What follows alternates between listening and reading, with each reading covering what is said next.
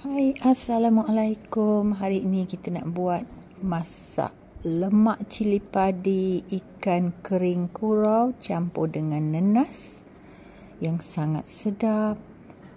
Bahan-bahannya yang kita perlukan ikan kurau yang ada tulang sikit lah ya. Rendam dan cuci bersih. Cili padi ikut suka banyak mana, kunyit hidup 2 cm dan saya letak 1 biji bawang. Semua bahan-bahan ni kita kisar halus, masukkan serai yang dititik. Ni ikan kering tadi kita dah rendam dan sebentar dan buang masin dia, dah toskan.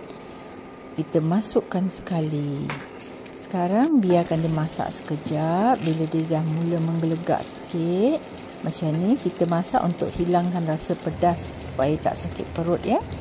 Kemudian masukkan nenas yang kita dah potong-potong. Ikut sukalah nak besar ke kecil. Masukkan daun kunyit. Lepas tu bolehlah tambahkan dengan sedikit sahaja gula. Jangan letak garam ya. Ikan masin tu dah cukup masin. Sedikit gula untuk balancekan rasa dia dan santan. Santan kita tambah ikut sukalah, kita nak kuah dia banyak lebihkan, nak kurang kurangkan. Kemudian itu sahaja, kita masaklah sebentar ya. Masak dia sampai dia menggelegak sekejap. Dah siap, nantilah mudah sahaja membuatnya. Ikan kurau dengan nenas, masak lemak cili padi.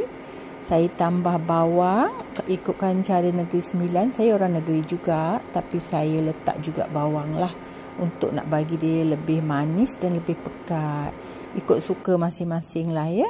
Dah siap ikan kurau dengan nenas masak lemak cili padi.